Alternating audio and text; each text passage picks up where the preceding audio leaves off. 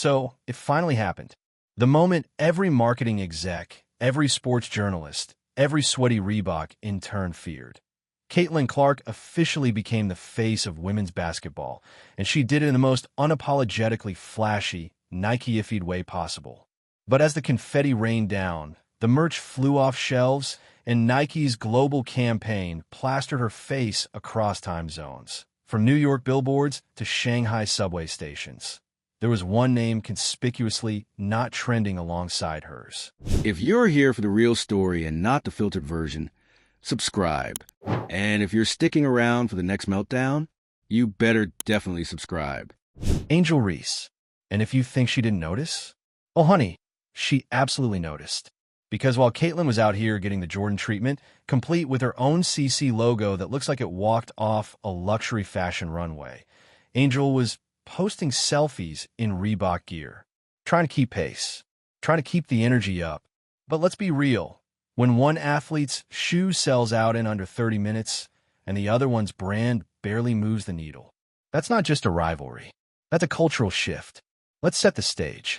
Caitlin Clark signs with Nike. Not a basic brand deal, a legacy deal.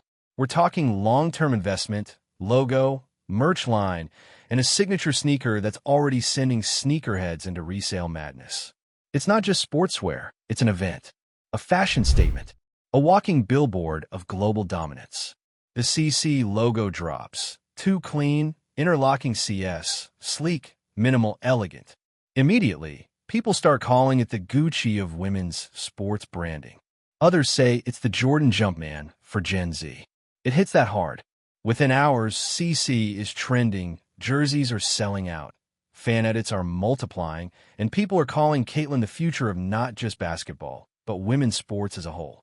And Angel Reese? She's watching it unfold in real time. Now, let's be clear, Angel is not irrelevant. She's not struggling. She's got her own endorsements, her own fans, her own cultural footprint. Her deal with Reebok was a big swing, with promises of building a new kind of athlete-led empire. And she has star power. She dominated the college game. She's a fan favorite, and she brings that no-filter, unapologetic fire the media loves to chew on. But when it comes to branding, global reach, cold hard numbers, Caitlin Clark just lapped the field. And Angel Reese? She's not taking it lying down. Behind the smiles, the cryptic tweets started rolling in. Subtle shade, passive-aggressive reposts. The kind of, I'm happy for her, but also, let me remind you who I am, energy that screams competitive tension. She's clapping back without saying names, but everyone knows who she's talking about. You could feel it bubbling beneath the surface. Because when one of your biggest rivals starts pulling in major endorsement money, dominating headlines, and becoming the brand, it doesn't matter how confident you are, ego kicks in. And Angel has a lot of ego. That's part of what made her a star in the first place. And to be fair, she has every reason to feel a certain way. She's not just an accessory in this story. She's part of the narrative that built it. Remember that viral NCAA moment? The hand wave? The stare down? The drama? That wasn't just a basketball highlight. That was culture. That was TV ratings. That was entertainment. And Angel was right at the center of it. So, imagine how it feels watching the person you battle with, the person you outplayed in college, now become the face of women's basketball while you're stuck playing second fiddle in a branding race you helped launch. It's like starring in the pilot of a show, only to watch someone else get cast in the lead for season 1. And Nike? They knew exactly what they were doing. The timing, the visuals, the strategy, it was surgical. They didn't just drop a logo, they orchestrated a coronation. Caitlin wasn't just another athlete with a shoe deal. She was the chosen one, the one to carry women's basketball into the mainstream, into the global conversation, into sneaker culture. And as much as that benefits the whole WNBA, there's no denying who the spotlight belongs to. Meanwhile, Reebok's rollout with Angel has been quieter, more low-key, less global fanfare, more we're building something. And while that's not necessarily a bad thing, it doesn't compete with the moment Nike created around Caitlin. There's no viral frenzy, no sellouts, no streetwear crossover moment. It's a branding campaign in progress, while Caitlin's already lapping the victory track in diamond-studded CCs. Angel, who thrives off attention, competition, and media buzz, is now stuck in a weird position. She can't publicly diss Caitlyn without looking bitter. She can't outmarket her, at least not yet. And she can't deny the numbers. So instead, she's leaning into the drama. And honestly, it's kind of iconic. She's dropped quotes in interviews about knowing her worth and not needing validation from brands. She's posting more. She's louder, more defiant. The subtext is clear. I'm still here. Don't count me out. And her fans? They're eating it up. Because if Caitlyn is the polished Nike poster girl, Angel is the gritty underdog with something to prove. The media is doing its part too. Every time Angel blinks, there's a headline. Every time she shows up to a game in a bold fit, the blogs spin it into a statement. Every cryptic Instagram caption becomes a battle cry. And you know what? It's working. She's keeping her name in the mix. She's turning the spotlight into a strobe light. But that doesn't change the facts. Caitlin Clark is dominating this moment. Her logo is being compared to legacy icons. Her merch is creating resale chaos.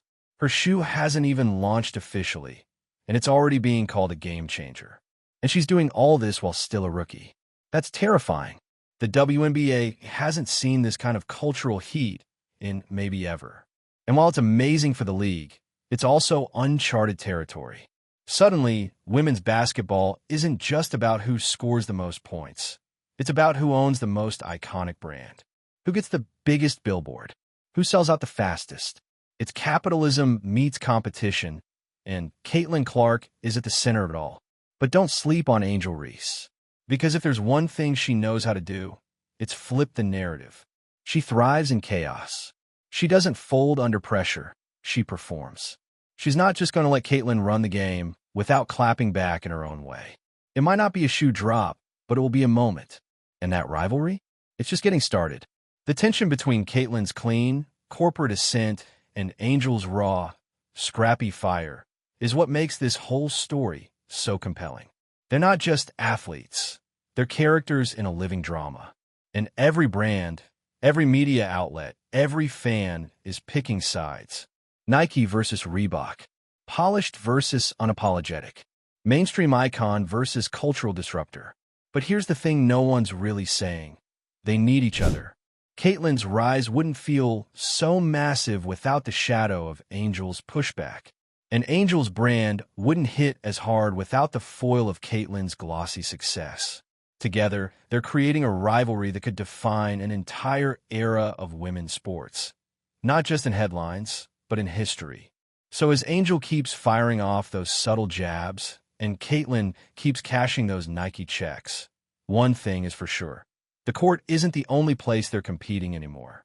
This is about narrative, about legacy, about who gets to write the story of modern women's basketball, and who gets left in the footnotes. So, tell me, who are you rooting for? Team Caitlyn or Team Angel? Is this a branding masterclass or a PR meltdown in slow motion? And how long until someone finally just says what we're all thinking? Drop your takes in the comments, and don't forget to like and subscribe for more breakdowns of the beautiful, messy chaos that is modern sports drama. Today's honorary award? The Quiet Flex Queen goes to Caitlin Clark for saying almost nothing while dominating everything. Until next time, keep your sneakers laced and your shade subtle. This rivalry is just warming up. All right, let's stretch this out, because if you thought Caitlyn versus Angel was just a quick headline or a one-season rivalry, think again. What we're witnessing isn't just a clash of athletes.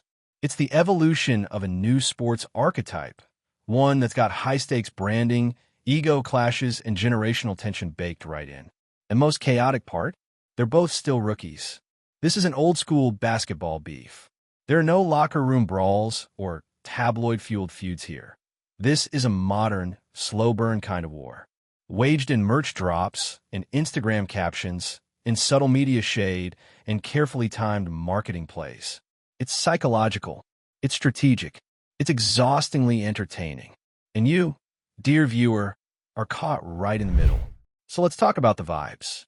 On one side, Caitlin Clark, the clean-cut golden girl with a jump shot like a cheat code and the PR polish of a seasoned Olympian. Her brand screams, icon in progress. Her logo, All elegance and geometry, like it was designed by someone who does Super Bowl commercials on the side. Her marketing team? Clearly trained by Apple, Marvel, or Beyoncé, because everything rolls out on cue, in sync like a pop culture symphony. And on the other side, Angel Reese, the Bayou Barbie, raw, unfiltered, chaotic good. A walking quote machine who's never met a camera she didn't like. Her brand? Messy, loud, magnetic. Her Reebok rollout might not have been a billion-dollar campaign, but Angel doesn't need a perfectly curated strategy to make noise. She is the noise. She's the tweet you didn't see coming, the side eye that becomes a meme, the press conference moment that turns into a rallying cry. Two styles, two stories, and the tension between them is deliciously unbearable. Because here's what no one wants to admit. We love picking sides. Sports fans live for rivalries. Magic versus Bird, Serena versus Sharapova, Kobe versus literally everyone. And in the WNBA, we're getting a rivalry so perfectly timed, so symbolically loaded, it almost feels scripted. Let's dig deeper. Angel Reese's frustration isn't just about dollars or logos. It's about recognition. In her eyes, she built this era of women's basketball. She brought swagger. She brought style. She gave people something to talk about when women's sports were still treated like filler between NBA games.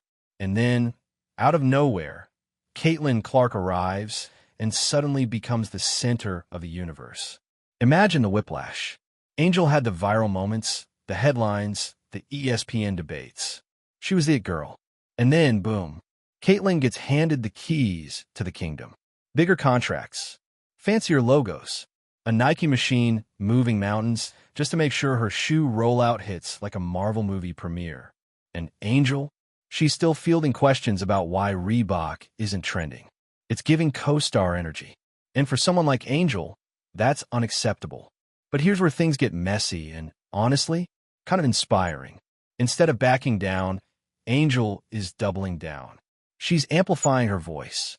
She's positioning herself not just as a player, but as a personality, a culture driver. She's saying, in no uncertain terms, okay, you'll want to turn this into a marketing game? Bet. Let's play. And in her own way, she's winning. Because while Caitlin might be selling out sneakers, Angel is doing something different, owning the moment. You feel her presence. Her interviews go viral. Her outfits get blogs talking. Her post-game one-liners, screenshotted like scripture. She's not just part of the narrative, she's the narrative. And that, right there, is the real battleground, cultural relevance. Nike may have the infrastructure, the money, the precision branding, but Angel has real-time chaos energy. She's unpredictable, magnetic, memeable. She's what brands wish they could manufacture, but can't. You can't bottle up raw authenticity. You can't train someone to walk into an arena and own a moment just by existing. That's Angel's superpower. But you know what Caitlin has that Angel doesn't? Scalability. Her brand is clean, safe, global, easily exported. The kind of image you can slap on a billboard in Japan, run a commercial in Brazil, and know it'll land. She's made for mass consumption. Parents love her. Coaches love her. Nike's accountants are probably throwing her quarterly birthday parties. Angel's brand, by contrast, is volatile. It doesn't scale as easily. It pushes boundaries. It makes people choose. She's polarizing, which in the long run can be powerful, but in the short term, it makes corporate America nervous. And nervous companies write small checks. So here we are, watching two very different roads to greatness unfold in real time. Caitlin, the ascendant superstar backed by a billion-dollar machine. Angel, the cultural firestorm, forcing people to pay attention without a net. And you know what makes this even juicier? Neither of them is slowing down. Caitlin's jersey is still the top seller. Her CC gear restocks and sells out within minutes. She hasn't even played in the league for a full season, and she's already got more merch drops than some NBA vets. The resale market for her shoes? Absolutely feral. Meanwhile, Angel is out here booking talk shows, snagging fashion deals, and, oh yeah, still dropping double-doubles on the court. She's everywhere without needing the same level of corporate push. That kind of relevance? It's earned, not bought. And the fans? Split right down the middle. You've got Team Caitlin calling her the face of the future, disciplined, poised, undeniable. The Steph Curry of women's hoops, a machine in motion. Then there's Team Angel, passionate, defensive, ride or die. They see her as the voice of the people, the embodiment of realness in a sport that's just now learning how to own its drama. And honestly, both sides are kind of right, because the truth is Caitlin and Angel are two halves of the same revolution. Whether they like it or not, they're building this new WNBA together. One is carving a path with polished precision. The other is lighting hers on fire and dancing through the smoke. And let's not pretend they don't see each other. Even if they're not beefing openly, even if there's no leaked audio or viral side-eye caught on camera, you can feel the tension. Every media quote, every merch drop, every shoe release becomes a battle move. It's not personal, it's professional, and it's only getting started. So here's what to watch next. When Caitlin's shoe officially drops, will Angel clap back with a Reebok move of her own? A collab? A wild campaign? A statement fit that crashes the timeline? Will they face off on the court again? And what will the energy really be like? Will the smiles hold? Or will the undercurrent finally bubble over? Will the media stop trying to make this a good girl versus bad girl narrative? Spoiler, they won't. Because drama sells. And most importantly, will Angel's fire outlast Caitlin's polish? Or will Caitlin's global brand machine eventually eclipse everything in its path? Here's the thing. Neither of these women is backing down. Neither is settling for second place. And neither is here just to elevate the league. They're here to own it. Together, they're rewriting the rules. Separately, they're setting fire to everything we thought we knew about branding in women's sports. And as viewers, we're just lucky enough to be ringside for it all. If you thought Caitlin Clark's Nike power play and Angel Reese's reaction were just a flash in the pan, nah. This is the kind of branding blood feud that writes itself into sports history. We're not just talking merch and contracts anymore. We're talking identity, legacy, and the uncomfortable spotlight of competition in the age of constant comparison. Because here's the brutal truth no one's really saying out loud. Women's sports finally have mainstream attention, and it came with a price tag. That price? An expectation that someone has to be the face. Singular. Not a face. Not one of many. The face. The chosen one. The figurehead. The Serena. The Simone. The Sue Bird of the next era. And right now, that face is Caitlin Clark. Whether you think she deserves it or not, Nike anointed her. The media adored her. And the public? They've latched onto her like she's the second coming of Steph Curry with a side of Midwestern charm and billion-dollar potential. But this isn't just about who shoots better. This is about who sells better. And that's where things get real ugly, real fast. Because while Caitlin's rise is undoubtedly impressive, Angel Reese didn't disappear. She didn't fade into the background.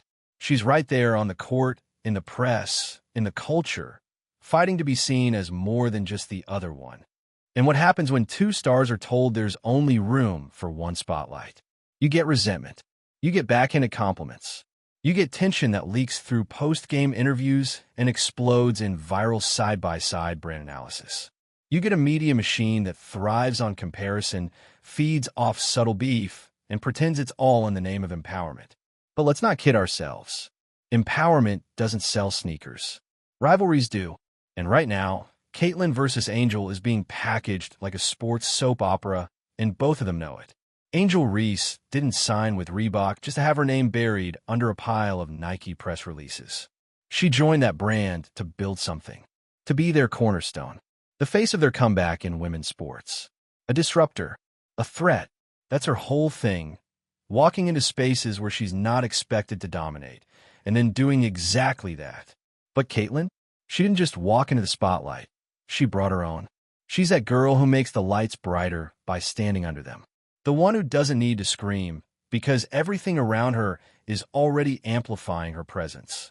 And that's exactly what makes this rivalry so unfairly balanced. Because Angel's whole brand is rooted in defiance. She needs the tension. She thrives on the friction. Meanwhile, Caitlin just exists, and people throw money at her like she's a walking investment portfolio. It's not even about basketball anymore. This is about the system. The system that favors polish over passion, that elevates one kind of femininity while quietly sidelining another, that gives grace and branding deals to one star while demanding the other tone it down to be more palatable for middle America. And don't think for 1 second Angel doesn't see that, because she's said it many times, in interviews, on Twitter, in the press. She knows what's going on. She knows what she represents, and she's unapologetically owning it. She's not trying to fix her image to make it more brand-friendly. She's forcing brands to catch up to her. And Reebok, they took the bet. They're in the trenches with her. They want to build her brand and her image. But let's be real, they're not Nike. They don't have the same reach, the same legacy, or the same infrastructure. So the playing field, it was never level to begin with. But that's what makes this so fascinating.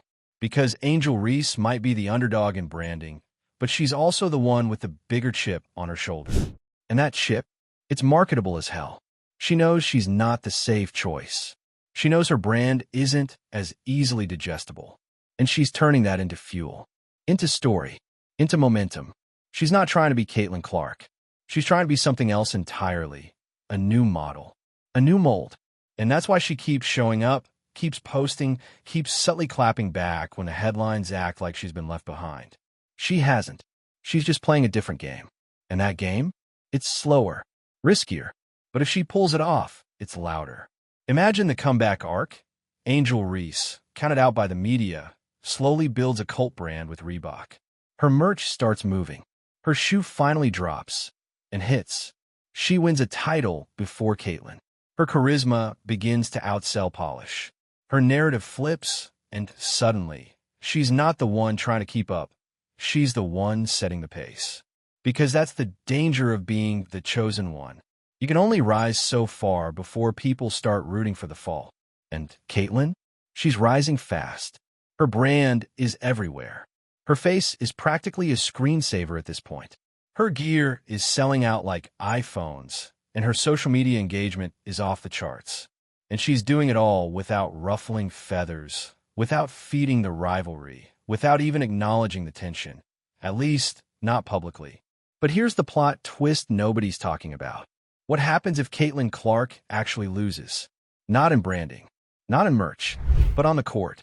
What happens if Angel Reese gets the championship ring first? What happens if Reebok's slow grind starts to outshine Nike's blitz? What happens when people start questioning whether Caitlin's dominance is real or just marketing? That's when things get really, really interesting. Because right now, Caitlin is winning the battle for perception. But the war? It's still being fought in practice gyms, branding meetings, and on hardwood floors across the country. And Angel? She's not just waiting. She's working, plotting, watching, taking notes. She knows this story isn't over. It's just entering its next act. And so are we. So buckle up, because the next wave of headlines, they're going to get louder, messier, more personal. Every brand announcement, every social post, every on-court handshake, or lack thereof, is going to be scrutinized. We're not watching athletes. We're watching characters. And the WNBA? It just became the best drama on TV.